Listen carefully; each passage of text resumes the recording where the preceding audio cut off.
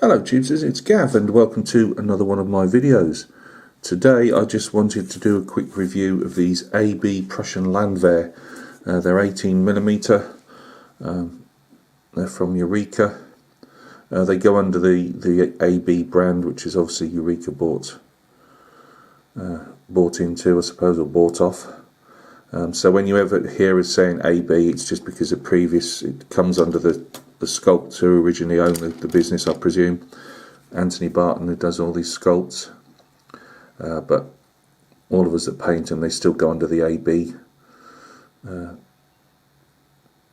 name more than a Eureka. But I do try and remember to say Eureka because it's only fair. They own the sculpts.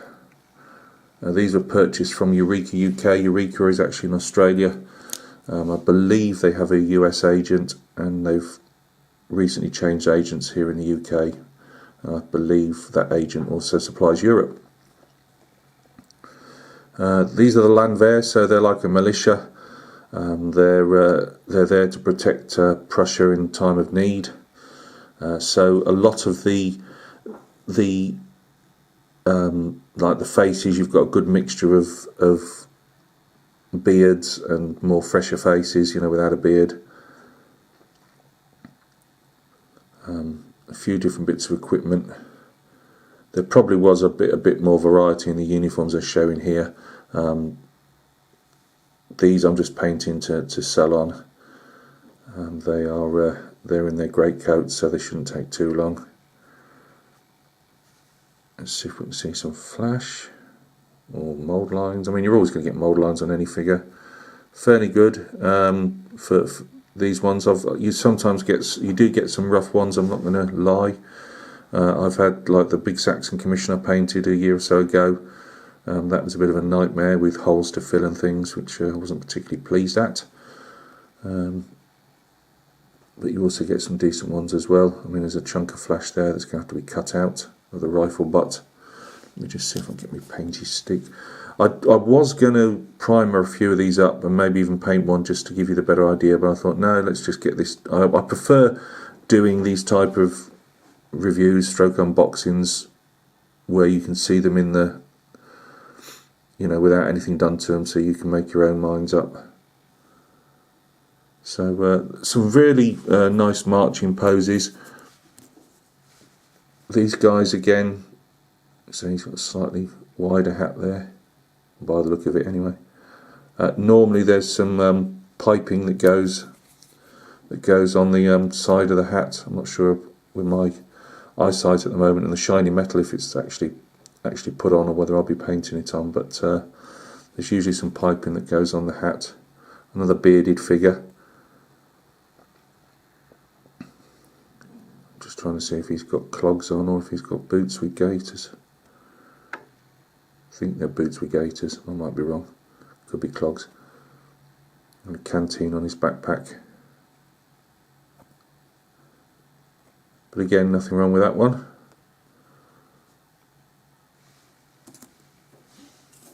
Again, they've got some, for the marching poses, they've got some nice changes, muskets on the other side of the shoulder.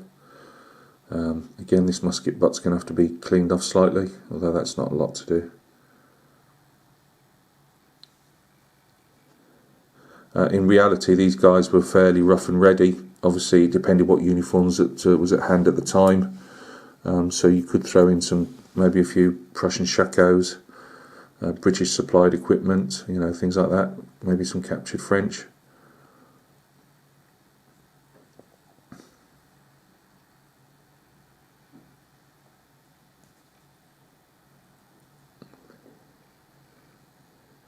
A fresher face figure there.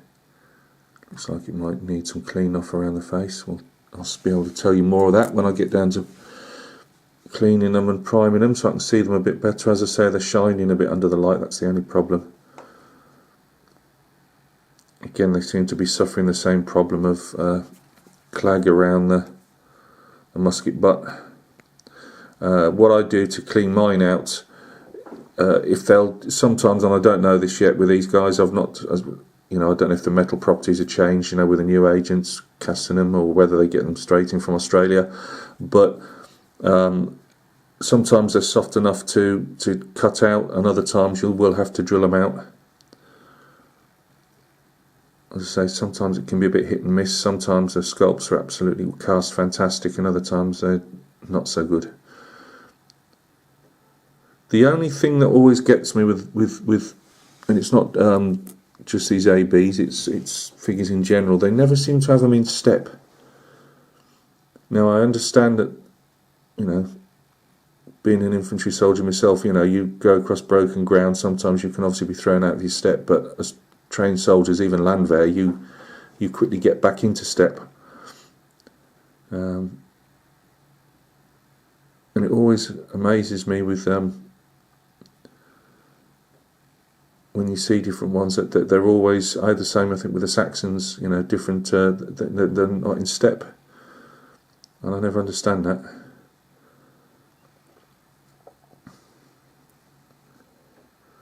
Looks like he's got his canteen, eating utensils on the back. Now, normally in the German units, the colour bearer, as we'd call it, is an NCO, not an officer. Also, what I do with these, you can see they're quite bendy, which, you know, it's just white metal. It's like all figures, whether they're 28mm, 18mm, whatever. But I do prefer, where possible, to remove these and cut the straight part of a large paper clip and get your hand drill. A Dremel's probably a bit too meaty for this, but sometimes you can either just cut them out with a scalpel, and that's what I normally do first. Cut above the hand, and obviously this gap here. I often will leave, because there's too much sometimes damage and then having to re-putty and everything. I'll try and leave that in situ, and just have the paper clip going down into that hand. Now obviously the hands are quite small, so quite often you won't get obviously a perfect hole there, so what you do is you cut slightly into the body, which is masked then by the pole. You won't see it, and if you do, it just a bit of either plastic putty or green stuff or whatever will cover that up. Again, all in great coats, which, you know, if you're after a unit or make a brigade up, that isn't going to take you too much time. Now the UK website, the old agent used to put obviously unit deals together. At the moment this one doesn't seem to do that, and you have to buy them singly, but you don't know that they obviously reserve the right to send you whatever officers that they pluck out the box, really. So I wasn't sure on poses until I actually asked for 2 officers, and I got one of each pose, which was good. But this is one of them. I do like these poses. I like the way they're sculpted.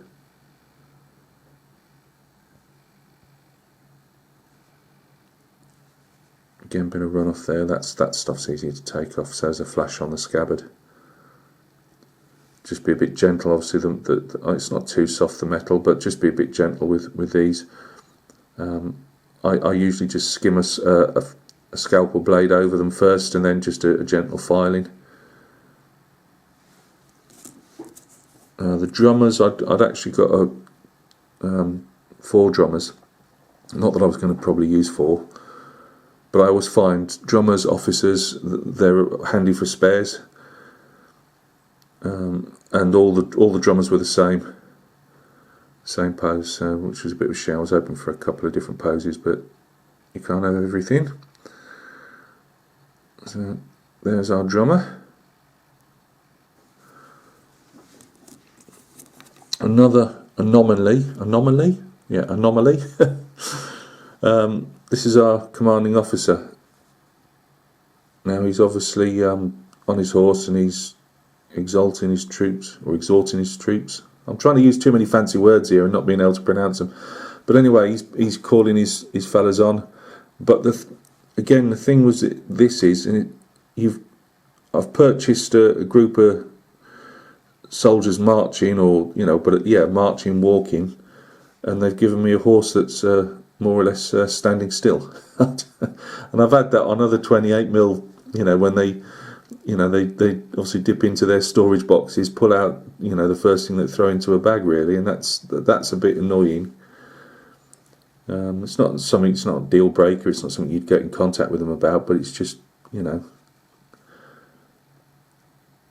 you just like to do the right thing, you know what I mean? If you've got a load of marching blokes, walking blokes, you don't really want a horse that's just stood still, but it is what it is. So let's have a look at our man here. Again, it's a bit shiny under the light. You'll see all these, I'll be starting to paint these next week. A place that normally you'll have to do a lot of work on, not so much in this case by the look of it, is where the saddle blanket comes out. Often on a lot of ones I've worked on, especially recently, there's a huge chunk of metal always between the scabbard and the leg, and you will have to chain drill that out with like a Dremel, or you can use your hand pin vise, but it'll take a bit while. And I literally put three holes down, 3 holes across, and then join it, and then just cut it out with my scalpel, and then file it back. But they can. It's quite a place that's always on cavalry, particularly. It's always there, which is a pain in the bum. Now again, nicely sculpted by Mr. Barton. And again, the sword, that's not too soft at all, so that shouldn't cause you a problem bending. Horse, place to look out for. Let's see if this guy's got it really nice and clean. But again, you'll find on some of the cavalry units that you buy or that you make up, there's quite a solid. I've had a lot recently of solid infill here. And again, it just looks wrong because half or quarter of the legs are blocked out. So again, I have to get my Dremel in there and Dremel all those out. Those recent cavalry units you saw me do, they were all like that, and it really was a pain in the butt. And for the horse, with my Dremel going around it. A touch that I do where possible, and I would do on this one, is I drill this infill out here. Again, I get my Dremel down and drill 2 or 3 holes up to this lanyard thing here, and then if I can get another hole in behind it, I will do. And then again, I chobble it out with my scalpel and then a file, and it just makes it look. I mean, obviously, all you have to do is if it's too much like hard work or you don't have a Dremel, obviously just paint that in the horse's colour and the black reins at the side. But that's something I like to do, is take out that infill in the middle. There are a couple of poses you can't do it with horses, with the AB horses, where the reins are right up to the neck, and you just have to but it's just fine because the actual neck is part of it, so it doesn't look too bad. All I do to stick these guys down is usually super glue gel. In my case, I always use Gorilla super glue gel. And while it's still wet, if they're sticking out too far with the horse blanket thing here, Shebraku is it, I'll get a pair of pliers. I've got some small pliers. I usually put a bit of paper round them, or some electrical tape, just so that you don't mark this, and I'll just gently squeeze it together slightly. And then I'll always get some Vallejo plastic putty, but Tammy do it also. You can use green stuff, but the plastic putty's fine. And I just I put some in an old bottle top. I get an old brush that's got some water on it, that's fairly wet, and I just put it, just literally push it round the complete join of the horse to the rider, and it just doesn't look. It looks a bit more solid then, if that makes sense. So that's that guy. Just 2 more to do. We've got another officer pose here. I like it how he's holding the scabbard. It's a bit bent at the moment, but we'll straighten that out when time comes. He's got his straps across his chest. All very nice. And he's got his button-up trousers, up the legs, up the trousers.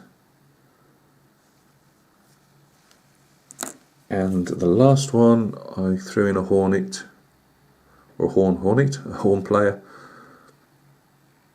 Again, they're marching along, so he's just carrying it. Bit of flash down there to get rid of, but nothing too to extreme. So guys, these are my Prussian Landwehr. They're AB from Eureka, and they are 18mm. This will be a 30, was it 34 or 36? I can't remember. Unit, and I shall start painting them next week, hopefully. I'm just finishing off a small commission of ancient Persian cavalry.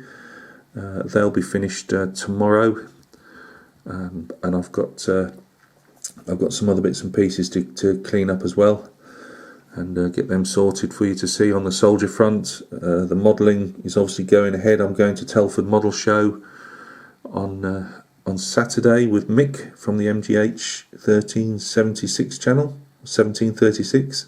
Never remember Mick. Anyway, we're going along to that, so you never know, I might have a few bits to show from that. I hope not, because I'm getting a modelling stash already with something I said I'd never do. So guys, thank you very much. As I say, these Prussians, you'll start seeing the first painted ones next week. You know, a couple of, I'll probably just do one video showing I don't know, one stand painted, and then you'll see the completed unit. I think that's the easiest way to do them. So you take care of yourselves. I hope everything's going well with you, and we will catch each other very soon on another video. Cheers.